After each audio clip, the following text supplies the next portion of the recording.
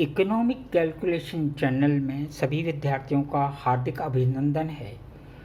मैं आशा करता हूँ कि आय प्रभाव से संबंधित आप जो भी कंटेंट्स सुन रहे हैं, देख रहे हैं, आपको समझ में आ रहा होगा और परीक्षा के लिए लाभान्वित होने के लिए आप अपने इसके नोट्स भी बना रहे होंगे। आज की हमारी चर्चा है कि आय में परिवर्तन, हम मान के चल रहे हैं धनात्मक परिवर्तन, आय में परिवर्तन का आय उपभोग वक्र के द्वारा हम वस्तु की प्रवृत्ति क्या कि वस्तु तटस्थ है या उस वस्तु का आय प्रभाव शून्य है, इस टॉपिक पे चर्चा करेंगे। यानी क्या कमोडिटी न्यूट्रल गुड्स की कैटेगरी में है, इनकम इफेक्ट जीरो है, किसके रेफरेंस में हम जब आईसीआईसीआई के साथ आईसीसी के साथ देखें या जिसको कहें हम इनकम चेंज के साथ एक कंज्यूमर के बिहेवियर को देखते हैं। कंटेंट को, अपने टॉपिक को स्टार्ट करने से पहले सभी विद्यार्थियों से मेरी अपेक्षा है कि उन्होंने चैनल को सब्सक्राइब कर लिया होगा, लाइक किया होगा, शेयर करें और पूरी, जब तक आप वीडियो को नहीं देखेंगे आपके कंटेंट को समझने में कठिनाई आ सकती है, इसलिए आप वीडियो पूरा देखें। और अगर सब्सक्राइब नहीं किया हुआ है तो सब्सक्राइब कर लें भाई, क्या दिक्कत है। अब हम शुरू करते हैं टॉपिक को। हमारा वही इशू है कि आय में परिवर्तन। तो आय में परिवर्तन हम क्या लेके चल रहे हैं? धनात्मक परिवर्तन लेके चल रहे हैं। और उस धनात्मक परिवर्तन के परिणाम स्वरूप अगर हम दो वस्तुओं का सापेक्ष अध्ययन कर रहे हैं और अगर एक वस्तु की आय परिवर्तन यानी धनात्मक आय परिवर्तन के परिणाम स्वरूप भी उसकी मात्रा में, उपभोग मात्रा में वृद्धि नहीं होती, तो ऐसी वस्तुएं तटस्थ वस्तुएं कहलाती हैं। और तटस्थ वस्तु के लिए आईसीसी किस प्रकार का होगा और इस प्रकार के आय प्रभाव को हम क्या कहेंगे?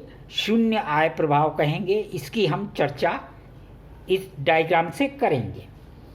मैं शुरू करता हूँ कि आय किसी वस्तु या सेवा की मांग का प्रमुख घटक होता है। आप जानते ही हैं, आपको ये पता ही है कि तटस्थता वक्र विश्लेषण के द्वारा हमें आय प्रभाव के अध्ययन से वस्तु की प्रकृति के विषय में पता लगता है या हम उसका अध्ययन करते हैं।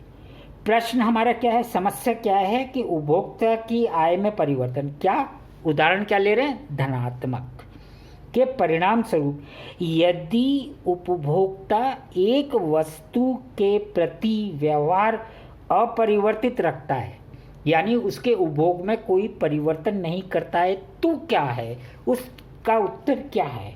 तो उपभोक्ता की आय परिवर्तन के पश्चात,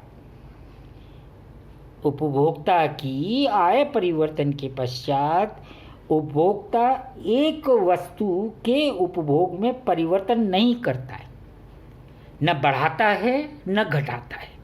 इसका मतलब क्या है? वो स्थिर रखता है। अर्थात जो वस्तु उपभोग की मात्रा है वो अपरिवर्तित रहती है, उपभोग मात्रा में अब कोई परिवर्तन नहीं हो। तो अगर इस प्रकार की अभिव्यक्ति करी जाए, एग्जाम में पूछ लिया जाए, तो पूछा जाए कि ये प्रभाव कैसा कहलाएगा, तो उसको हम क्या कहते हैं? शून्य आय प्रभाव। तो आपको समझ में आ गया, आय प्रभाव धनात्मक, आय प्रभाव ऋणात्मक, आय प्रभाव शून्य। तो आपको इसके लिए अगर अलग अलग से देखना है तो दी गई वीडियो को जब तक आप नहीं देखेंगे आप तुलनात्मक अध्ययन नहीं कर पाएंगे। अब इसको हम एक्सप्लेन करें तो बड़े आराम से एक्सप्लेन कर सकते हैं। देखिए, मैंने बनाना शुरू किया। प्रारंभिक स्थिति, उपभोक्ता की आय, तटस्थता वक्र से संतुलन, मात्रा। आय में परिवर्तन यानी नई कीमत रेखा, उस पर उपभोक्ता संतुलन। इस संतुलन में आपने एक चीज़ नोटिस कीजिए, वस्तु Y की इस पहली कीमत रेखा पे भी वही मात्रा है, दूसरी कीमत रेखा पे भी वही मात्रा है, किंतु X की मात्रा में क्या है? धनात्मक परिवर्तन है।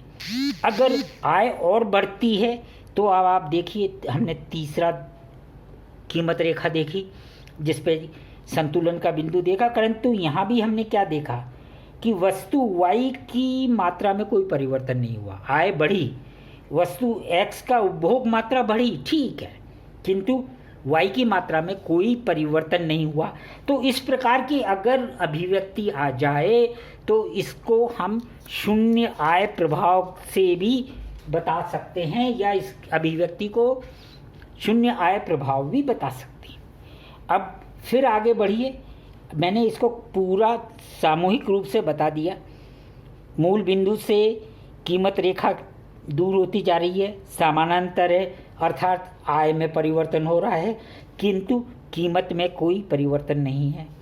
और यहाँ आप देखिए, वस्तु Y की आय परिवर्तन के साथ साथ मात्रा में कोई परिवर्तन नहीं, किंतु X वस्तु की मात्रा में परिवर्तन। सिंपल, इसका सारांश रूप में ले लें, आय की वृद्धि कीमत रेखा मूल बिंदु से, ये मैंने एक्सप्लेनेशन में दे दिया, आप वीडियो को बार बार चला के देखेंगे तो समझ जाएंगे। ए बी कीमत रेखा, A1 B1 कीमत रेखा, यानी कि कीमत रेखा लगातार आगे बढ़ रही है। वस्तु X तथा वस्तु Y की कीमत क्या है? अपरिवर्तित या स्थिर है। अब आय वृद्धि के सापेक्ष Y वस्तु का उपभोग क्या है? स्थिर है।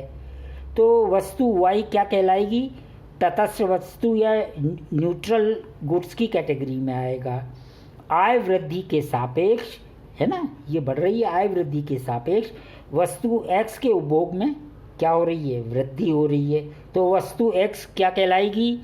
नॉर्मल गुड या उच्च कोटि की वस्तु, सुपीरियर गुड्स या नॉर्मल गुड्स की कैटेगरी में आएगा। तो यहाँ हमने क्या कंक्लूड कर सकते हैं? वस्तु Y के लिए आय प्रभाव क्या है? शून्य। अर्थात वो वस्तु कैसी है? आवश्यक वस्तु है। और X वस्तु क्या है? पॉजिटिव इनकम इफेक्ट है। तो वो क्या है? आपके लिए नॉर्मल गुड्स है।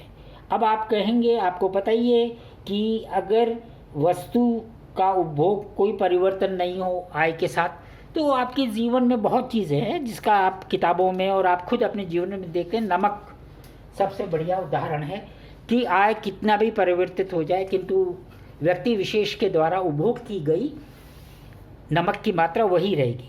तो पूर्व में हमने किसको? Y वस्तु को क्या माना था?